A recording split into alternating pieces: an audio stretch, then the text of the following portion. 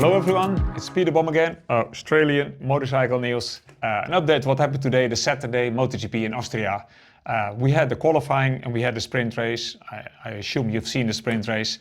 I have the results here, but this video is not about the result. This video is trying to give you some background information of how we got to that result. What was the little bit outstanding things today was like, well, Marc Marquez was not on pole. And he was not on pole because he took out himself. A little bit later in qualifying, he already had like a banker, a quite good lap, and when he wanted to do the extra step, and normally he puts it on pole, he lost the front in a very slow corner, pushing it out, and that was more or less it. No, the race was not very interesting. It was more or less decided after the start, like many sprint races are, because sprint with a little bit of fuel, always with the softest tire, is usually, it sounds spectacular, going balls out for just a couple of laps, but in the end, after the start, 80% of the race is already done.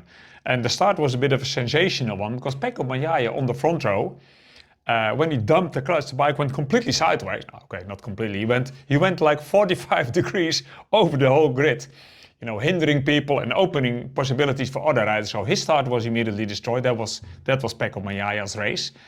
Well, it wasn't actually Pecco Bagnaia's race. He ended up in P13, 14, 15. And instead of going back to the front where he should be, because he was on the front row in qualifying, he had a really good race pace, really close or better than Marc even. But he just dropped backwards and backwards. He had no lap time at all. He could do nothing.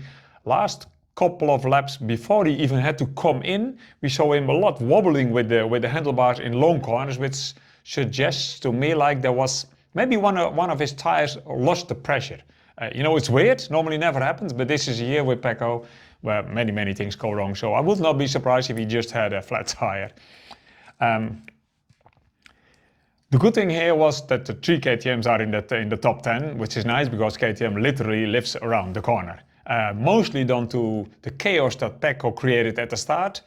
Pedro Costa had a really good chance coming from the second row, was immediately third after the start, fourth after the start, quick decisive overtake to number 3, and then he stayed number 2. He couldn't close the gap or put an attack on Marc and Alex who were leading, but having Pedro Acosta making a really good start and having immediately a solid pace is really encouraging for KTM, because also the other KTMs are there. So on this track at least, KTM seems to have either found something with the new aero package, or you don't see it on the bike, but they are a little bit heavier, like a little bit more downforce. But this track is so special. Everything that works here probably doesn't work on the next normal track, but I'm happy for them.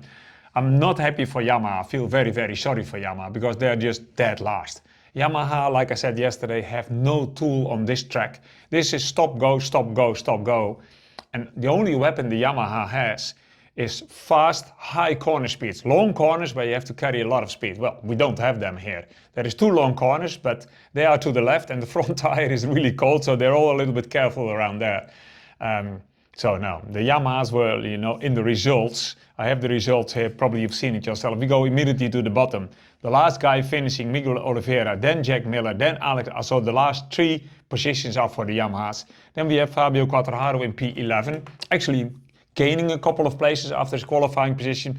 But that is because Fabio Quartararo is a very special rider. So, yep, Yamaha is taking a lot of time, maybe too much to get back, and next year they will have the V4, and in Misano they will test the V4, but it all goes a little bit too slow. They didn't went backwards, everybody else went a little bit forwards, and this is just the bookie track. This is the track where nothing works with the Yamahas. About tomorrow's race, we will have a different race. I hope a lot more action in the top 4, top 5, more overtaking.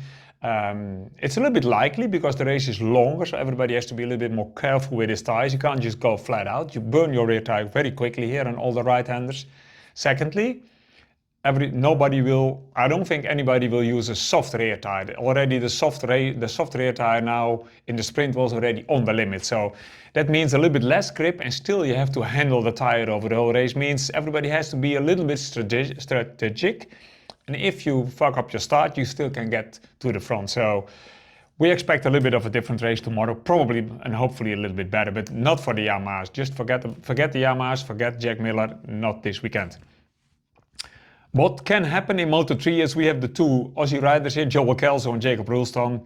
They both are in position 10 and 12 in qualifying, means they are within 0.5, probably 0.6 of the fastest guy, which means basically you still have all the possibilities when at least you have a good night and tomorrow in the warm-up, but doesn't exist anymore in Moto3. But if you find something tonight with your crew to improve a little bit the lap time when you are alone, then still everything is possible, because Moto3 is all about slipstreaming, being clever and having balls. So being more than a second from the best, you can only dream of something special. But as long as you're within the half a second mark, especially on track like this, you still can do something in the race. Who also can do something is Agius Senna, because in a Moto2 he's on P6 in qualifying, which I rate very high.